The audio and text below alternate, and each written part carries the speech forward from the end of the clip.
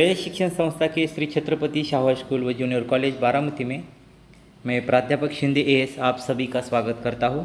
कक्षा 12वीं के विषय हिंदी योग भारती का पद्यरचना 7 पेड़ होने का अर्थ, जिसके कवि है डॉक्टर मुकेश गौतम। इनके यहाँ पर पद्य रचना को हम देख रहे हैं। उन्होंने इस कविता के माध्यम से पेड़ और मनुष्य का नाता जो आदिकाल से रहा है, पेड़ मनुष्य का बहुत बड़ा शिक्षक रहा है। पेड़ मनुष्य का हौसला बढ़ाता है, समाज के प्रति जिम्मेदारी का निर्वाह करना सिखाता है और पेड़ ने भारतीय संस्कृति को जीवित रखा है। मानव को संस्कारशील व बनाने की कोशिश करता है।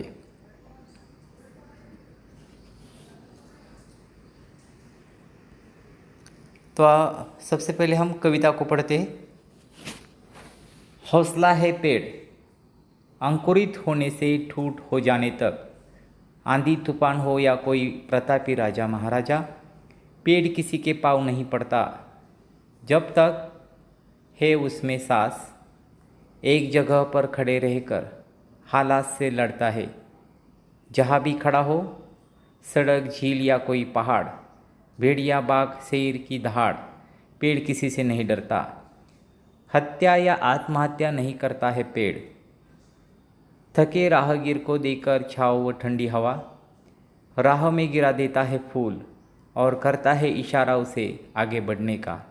पेड़ करता है सभी का स्वागत, देता है सभी को विदाई, गांव के रास्ते का वह पेड़।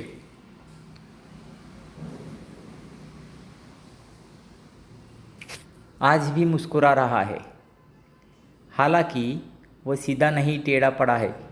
सच तो यह है, रात भर तूफान से लड़ा है, खुद घायल है वह पेड़।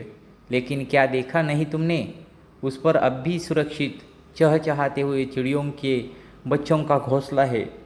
जी हाँ, सच तो यह है कि पेड़ बहुत बड़ा हौसला है।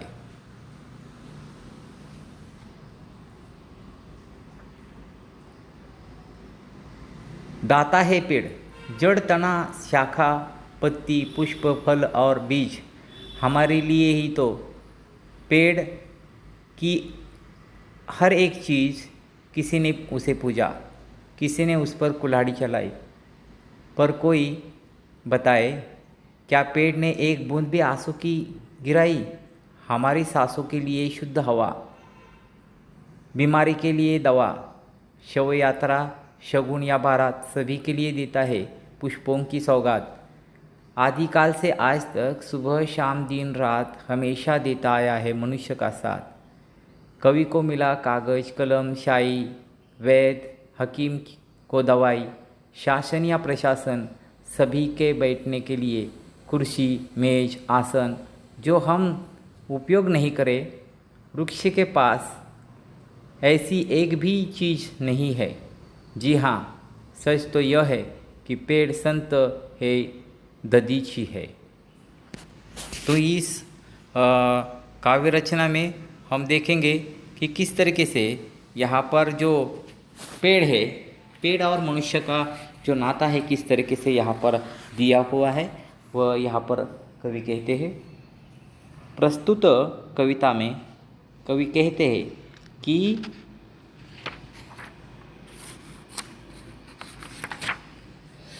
पेड़ जहाँ भी खड़ा होता है, चाहे सड़क हो, किसी झील के किनारे हो या फिर पहाड़ के ऊपर हो, उसकी मनोस्थिति एक जैसी रहती है।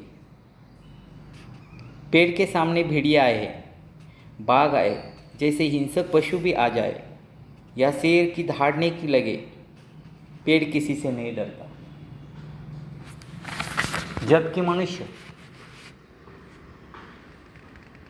मनुष्य हिंसक पशु के सामने आने पर डर से ही मर जाता है। पेड़ मनुष्य के समान न किसी की हत्या करता है, न ही आत्महत्या। इसके विपरीत पेड़ थके हुए यात्रियों को ठंडी हवा देता है, शीतल छाया देता है। यही नहीं, पेड़ राहगीरों के समक्ष पुष्प वर्षा करके मानव उन्हें अपनी राह पर आगे बढ़ते रहने की प्रेरणा देता है। या पेड़ सभी का स्वागत करता है। यही नहीं, पेड़ राहगीरों के समक्ष पुष्प वर्षा करके मानव उन्हें अपनी राह पर आगे बढ़ते ही रहने की प्रेरणा देता है। पेड़ के समीप जो भी आता है, पेड़ उसी का स्वागत करता है। यात्री हो या कोई राहगीर हो, जब थकान उतरने के बाद पेड़ के नीचे वो आ जाता है तो पेड़ उसे सभी को विदा करता है। कवि कहते हैं कि गांव के रास्ते में मुस्कुराता पेड़ कब से टेढ़ा खड़ा है।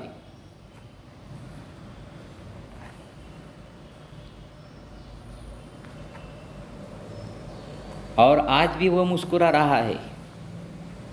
सच तो यह है कि रात भर तूफान से वह लड़ा है, खुद घायल है वह पेड़, लेकिन क्या देखा नहीं तुमने, उस पर अब भी सुरक्षित चहचहाते हुए चिड़ियों के बच्चों का घोंसला है। कवि कहते हैं कि पेड़ की शाखाओं में एक घोंसले में चिड़ियों के चहचहाते हुए छोटे छोटे बच्चे थे। सारी रात भयंकर तूफान चलते रहने के बाद भी पेड़ के हौसले के कारण वह छोटा सा घोंसला सुरक्षित है। सचमुच पेड़ का हौसला बहुत बड़ा है।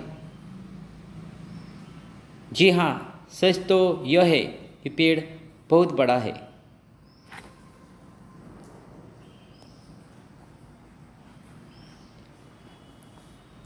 आगे देखिए, दाता है पेड़, जड़ तना शाखा पत्ती पुष्प फल और बीज, हमारे लिए ही तो पेड़ की हर एक चीज़। कवि कहते हैं कि पेड़ बहुत बड़ा दाता है। पेड़ के फलों के गुणों से तो सभी परिचित है, परंतु इसके साथ ही पेड़ की जड़, तना, शाखाएं हो या पत्ते, फूल और बीज, पेड़ का कोई भी भाग अनुपयोगी नहीं होता। किसी ने उसे पूजा, किसी ने उस पर कुल्हाड़ी चलाई, पर कोई बताए क्या पेड़ ने एक भी बूंद आंसू की गिराई? हमारी सांसों के लिए शुद्ध हवा, बीमारी के लिए दवा, शव यात्रा, शगुन या बारात, सभी के लिए देता है पुष्पों की सौगात। आदिकाल से आज तक सुबह शाम दिन रात हमेशा देता आया है मनुष्य का साथ। यहाँ पर कवि कहते हैं कि मानव समाज में ऐसे भी लोग हैं जो पेड़ को पूजते हैं। दूसरी ओर अपने स्वार्थ के लिए पेड़ पर कुल्हाड़ी चलाने वाले भी लोग हैं। उसे काटने वालों को की भी कमी नहीं है। लेकिन पेड़ मनुष्य के किसी भी दुर्व्यवहार पर कभी भी अपने आंसू नहीं गिराते। मानव पेड़ पर कैसा भी अत्याचार करे, क्यों न करे, पेड़ उससे कभी बदला लेने की नहीं सोचते। वह तो जीवन भर हमेशा दूसरों को सुख देते हैं। हम श्वासोच्छ्वास के माध्यम से जो विषैली वायु बाहर छोड़ते हैं, पेड़ उसे स्वच्छ करके हमें स्वास्थ्यवर्धक वायु प्रदान कराता है। पेड़ रोगों के लिए विभिन्न प्रकार की औषधियाँ देता है। मनुष्य समाज में से किसी शव यात्रा हो या कोई शुभ कार्य हो, फिर किसी बारात, पेड़ की सजावट हो के लिए पुष्पों की सौगात देता है। जब से सृष्टि की आरंभ हुई है या जब से सृष्टि का निर्माण हुआ है, तब से अनादिकाल से पेड़ हमेशा मनुष्य को देता आया है। कवि आगे कहते हैं कि कवि को मिला कागज, कलम, शाई, वैद्य हकीम को दवाई, शासन या प्रशासन सभी के बैठने के लिए कुर्सी, मेज, आसन, जो उपयोग नहीं करे, वृक्ष के पास ऐसी एक भी चीज़ नहीं। जी हाँ, सच तो यह है कि पेड़ संत है या दधीची है। कवि आगे कहते हैं कि पेड़ कवि को कागज, कलम तथा शाई प्रदान करता है। पेड़ वैद्य और हकीम को विभिन्न प्रकार की या रोगों के लिए दवाइयाँ देता है। पेड़ शासन और प्रशासन के लोगों को कुर्सी, मेज और आसन देता है। वास्तव में देखा जाए तो पेड़ की ऐसी कोई भी वस्तु नहीं है जो मनुष्य के काम न आती हो। पेड़ संतों के समान है जो दूसरों को देते ही है, किसी से कुछ भी अपेक्षा नहीं रखते। वास्तविकता तो यह है कि पेड़ दधीची है। जिस प्रकार दधीची ने देवताओं की रक्षा के लिए, वज्रास्त्र बनाने के लिए जीते जी अपनी अस्थियाँ भी दान कर दी, उसी प्रकार पेड़ बिना किसी स्वार्थ के जीवन भर देता ही रहता है। यहाँ पर एक शब्द आया है दधीची। दधीची, इसका यहाँ पर मतलब है कि दधीची एक महान ऋषि थे।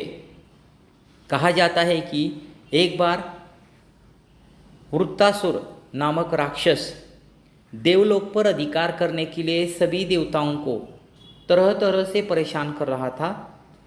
उसके अत्याचार बढ़ते ही जाते थे। ब्रह्मा जी ने देवताओं को बताया कि वृत्तासुर को मारने का एक ही उपाय है, और वह यह है कि पृथ्वीवासी आत्मत्यागी महर्षि दधीची की अस्थियों से बना वज्र। देवराजेंद्र के कहने पर महर्षि ने बिना किसी हिचकिचाहट के उसी समय समाधि लगाई और अपनी देह त्याग दी। तो यहाँ पर कवि ने जिक्र किया है कि जी हाँ, सच तो यह है कि पेड़ संत है, दधीची है।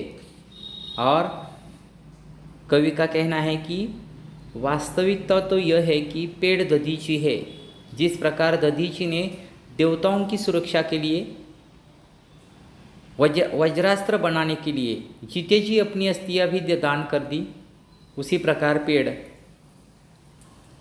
बिना किसी स्वार्थ के जीवन भर हमें देता ही रहता है।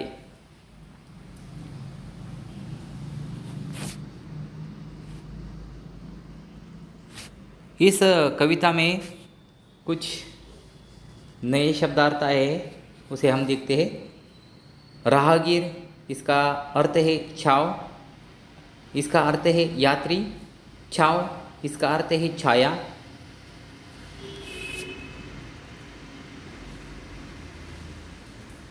यहाँ पर यह दूसरा भाग समाप्त होता है।